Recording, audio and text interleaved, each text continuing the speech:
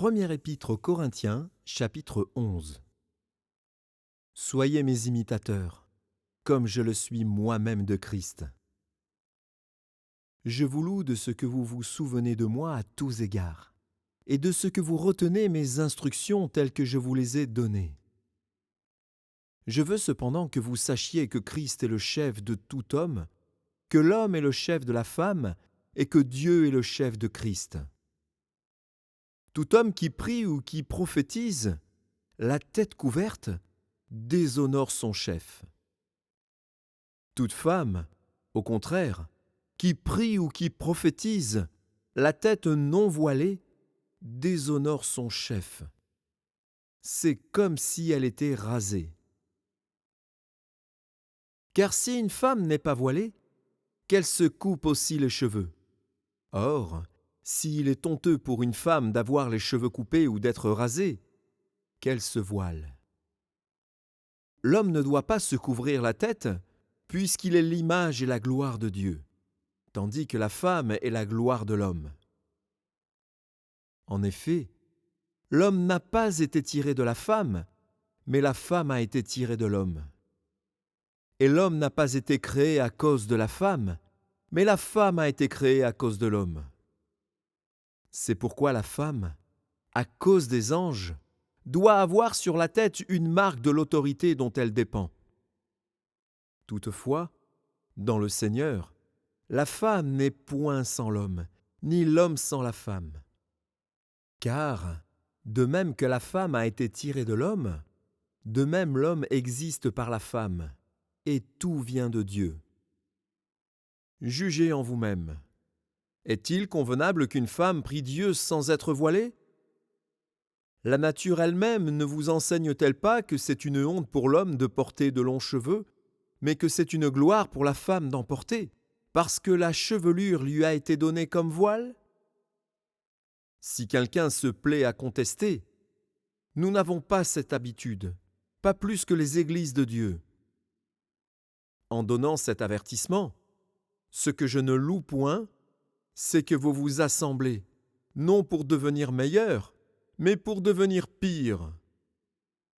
Et d'abord, j'apprends que, lorsque vous vous réunissez en assemblée, il y a parmi vous des divisions.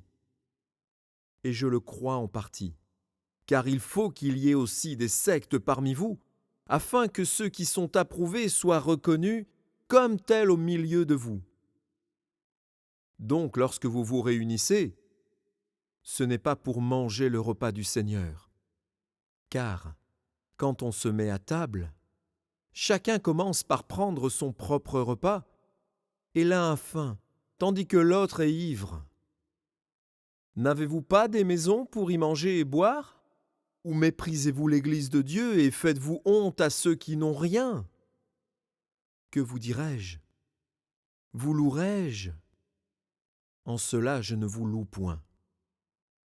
Car j'ai reçu du Seigneur ce que je vous ai enseigné.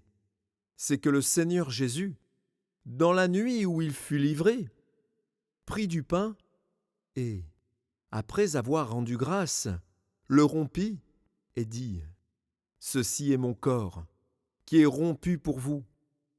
Faites ceci en mémoire de moi. » De même, après avoir soupé, il prit la coupe et dit : « Cette coupe est la nouvelle alliance en mon sang.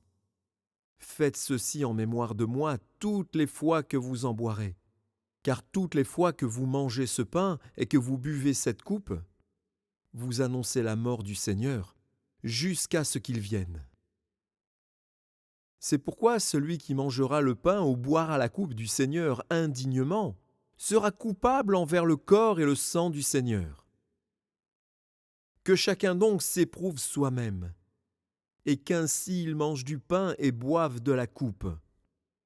Car celui qui mange et boit sans discerner le corps du Seigneur mange et boit un jugement contre lui-même. C'est pour cela qu'il y a parmi vous beaucoup d'infirmes et de malades, et qu'un grand nombre sont morts.